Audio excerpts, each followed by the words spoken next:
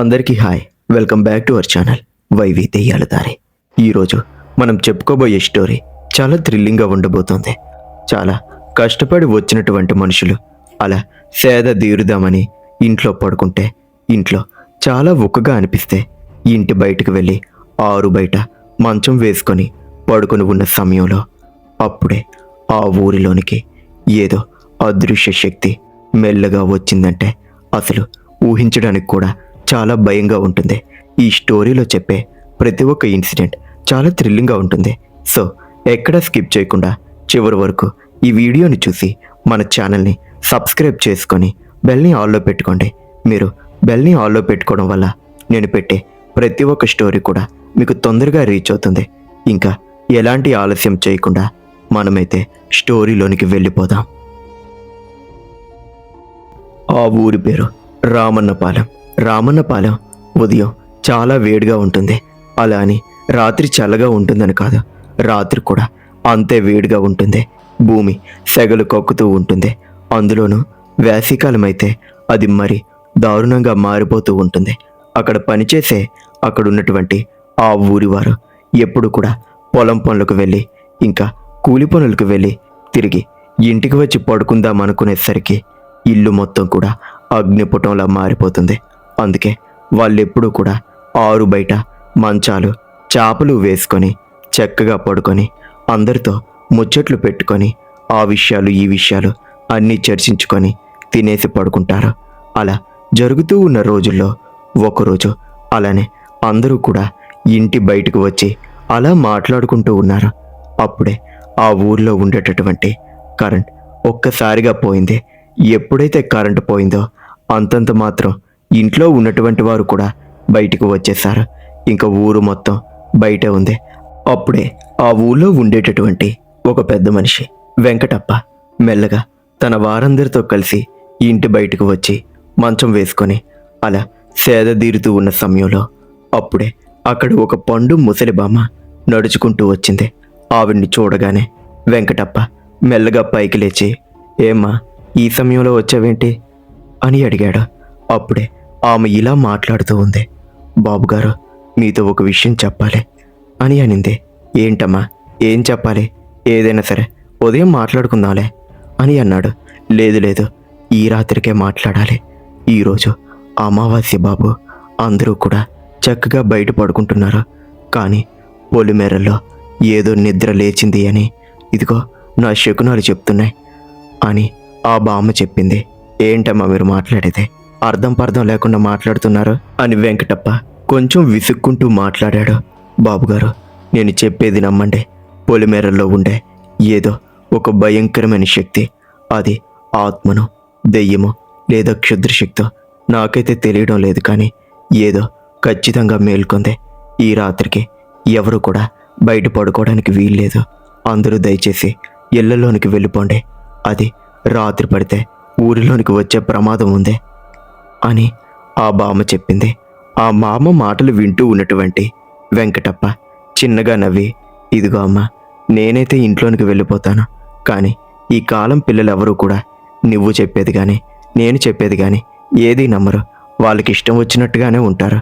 అందుకే వాళ్ళకి చెప్పి నేను చెడ్డోడు అయిపోవడం కంటే నేను గమ్మునుండడం మంచిది. నువ్వు కూడా కామ్గా ఇంటికి వెళ్ళిపో అని చెప్పాడు. ఇంకా ఆ బామ్మ మాట్లాడి చేసేది ఏమీ లేక తిన్నగా ఇంటికి వెళ్ళిపోయే ముందు అక్కడున్నటువంటి ఆ ప్రజలతో కూడా ఆమె ఇదే మాటను చెప్తూ వచ్చింది. కానీ ఆమె మాటను ఎవరూ అంతగా పట్టించుకోవడం లేదు.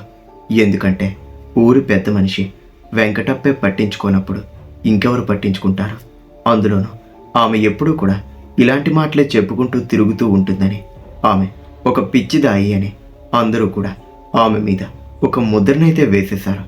ఇంకా ఆవిడ ఏమీ చెయ్యలేక తన ఇంటికి వెళ్ళిపోయి తలుపు గడియ పెట్టుకొని అంత ఉక్కలో కూడా ఇంట్లోనే పడుకుంది, చెమటలు కక్కుకుంటూ. ఇంకా సమయం గడిచిపోతూ ఉంది. అర్ధరాత్రి మెల్లగా దాటుతూ ఉంది. ఊరు మొత్తం నిశ్శబ్దంగా ఉంది. అందరూ కూడా ప్రశాంతంగా ఆరు బయట నిద్రపోతున్న ఆ సమయంలో అప్పుడే ఆ పొలిమేరల వైపు నుండి ఒక భయంకరమైన శబ్దం వినిపించింది. ఆ శబ్దం ఏంటి అంటే ఎవరో గొంతు తెంచుకొని గట్టిగా రోదిస్తున్న భయంకరమైన ఆర్తనాదం ఊరు మొత్తం కూడా ఒక్కసారిగా వినిపించింది. అంతే, అందరూ కూడా ఒక్కసారిగా ఉలిక్కిపడి పైకి లేచారు. ఏంటది? ఏంటా శబ్దం? ఊరి పొలిమేరల వైపు నుండి ఏదో భయంకరమైన ఆర్తనాదం ఎవరో గట్టిగా అరిచినట్టు వినిపించింది అని అందరూ మాట్లాడుకుంటూ ఉన్నారు.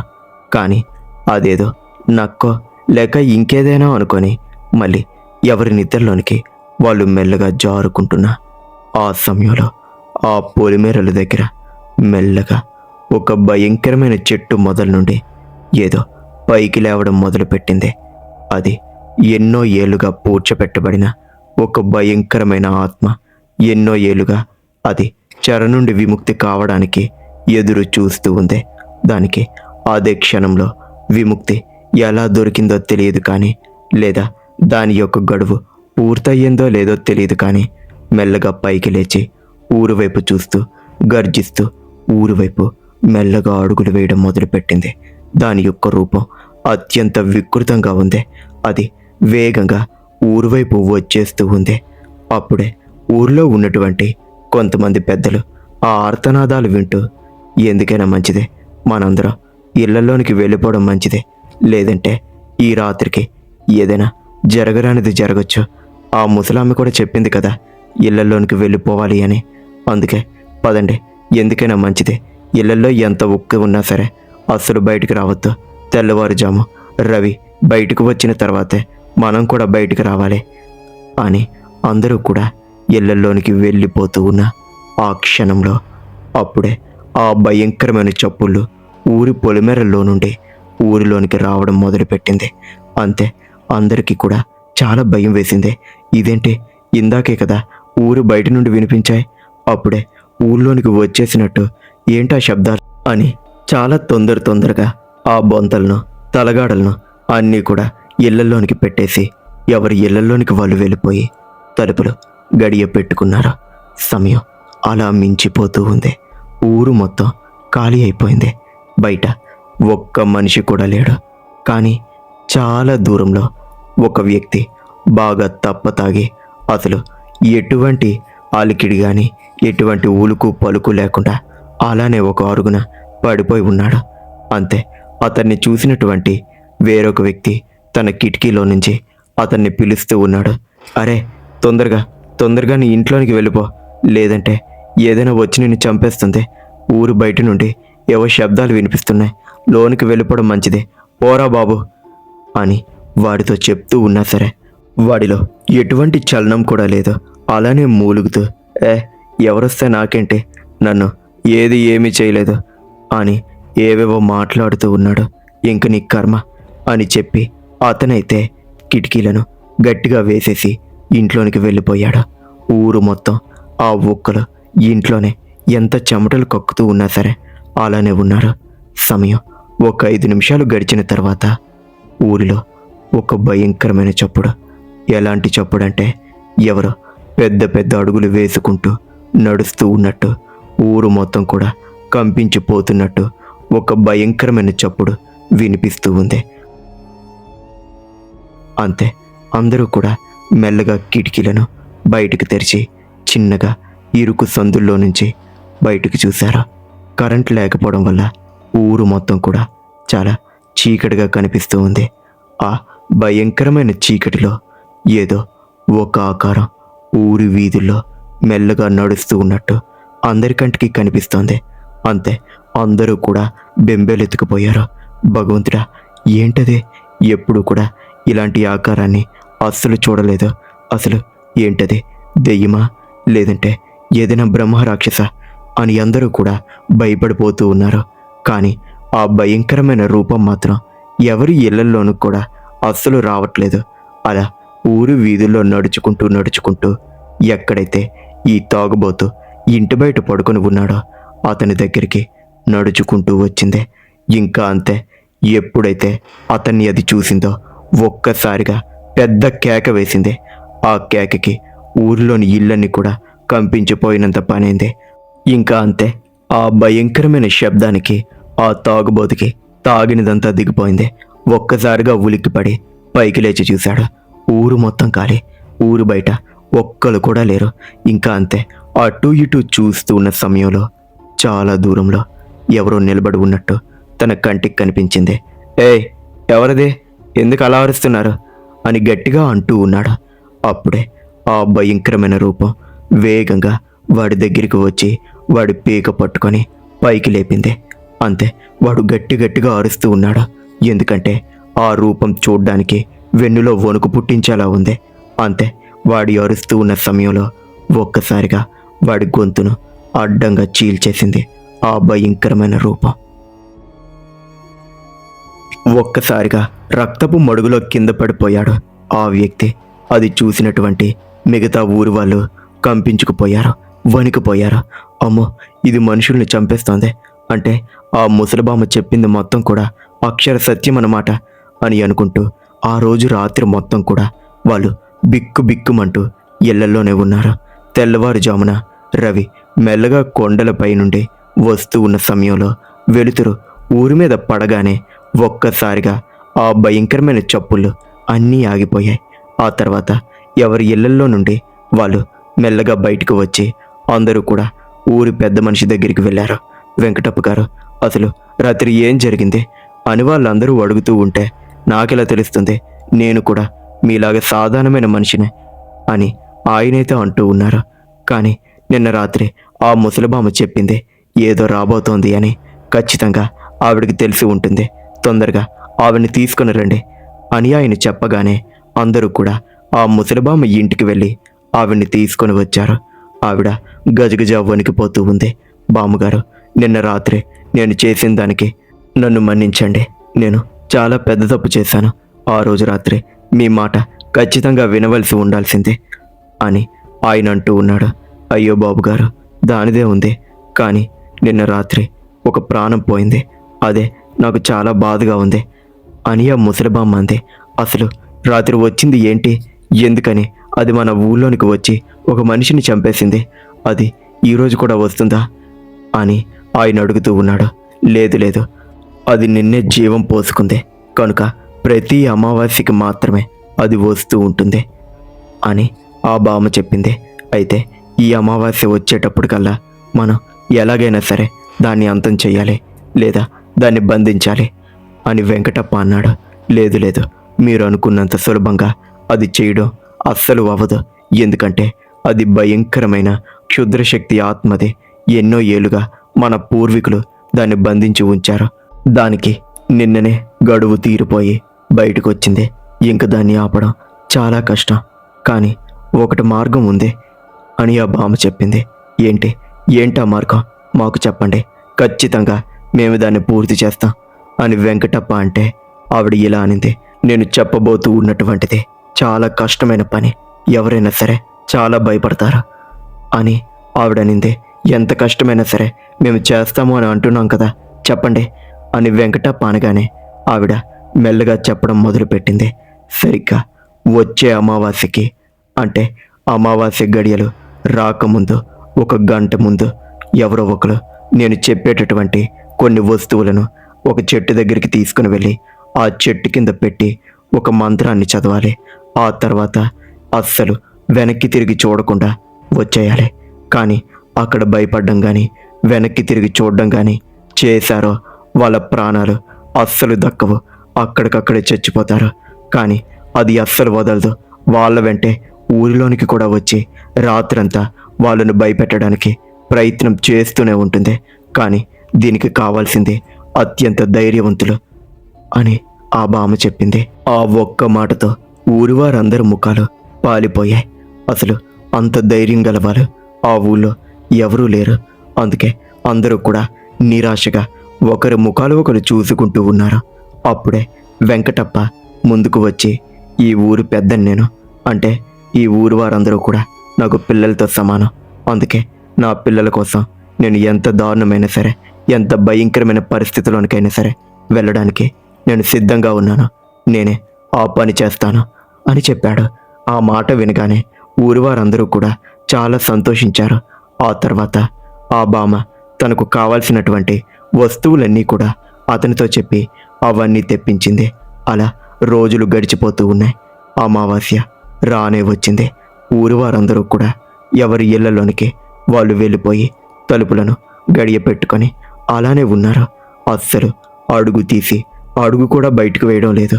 అప్పుడే ఇంటి బయటకు వచ్చినటువంటి వెంకటప్పకి ఎదురుగా ఆ బామ్మ కనిపించింది.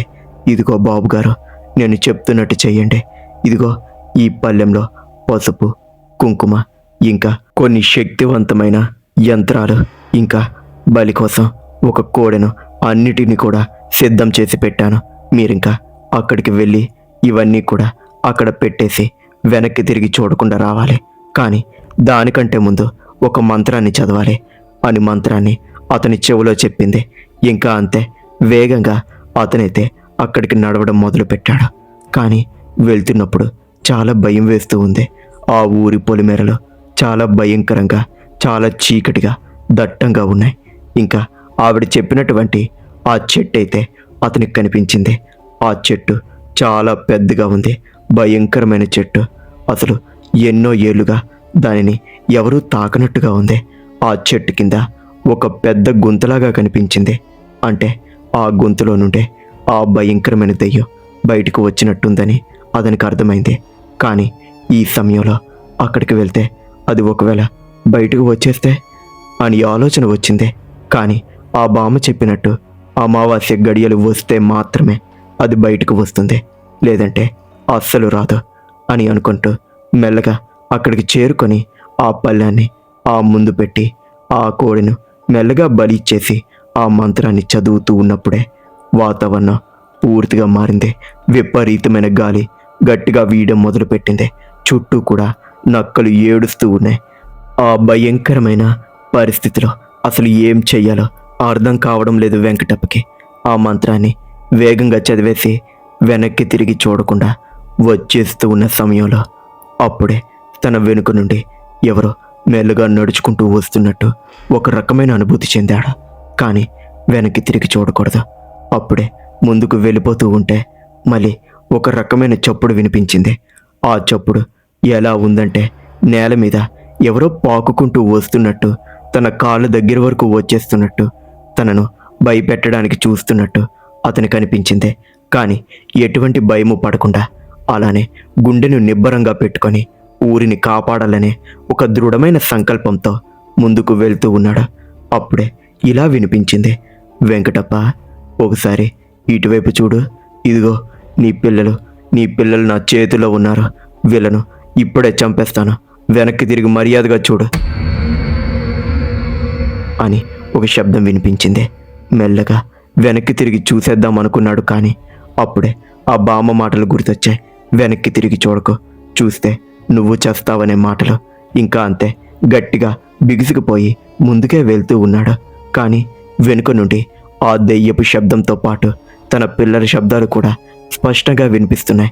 నాన్న, మమ్మల్ని కాపాడు, ఈ దెయ్యం మమ్మల్ని చంపేస్తోంది, దయచేసి మమ్మల్ని కాపాడు అనే శబ్దాలు వినిపిస్తున్నాయి. కానీ వెనక్కి మాత్రం అస్సలు తిరగడం లేదు. అలానే ముందుకు వచ్చేసి తన ఇంటికైతే వచ్చేశాడు. అంతే, ఎప్పుడైతే ఇంటికి వచ్చాడో చాలా ధైర్యం అనిపించింది. కానీ ఆ దెయ్యం మాత్రం అతన్ని అస్సలు వదలలేదు. రాత్రి మొత్తం కూడా ఆ భయంకరమైన దెయ్యం అతన్ని ఇబ్బంది పెడుతూ భయపెట్టడానికి ప్రయత్నించింది. కానీ అతను అస్సలు భయపడలేదు. అలానే దేవుణ్ణి స్మరించుకుంటూ నిద్రపోయాడు. తెల్లవారుజామైంది.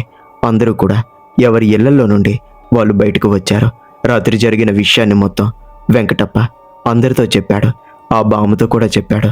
బాబుగారు, మీరు నిజంగా చాలా ధైర్యవంతులు.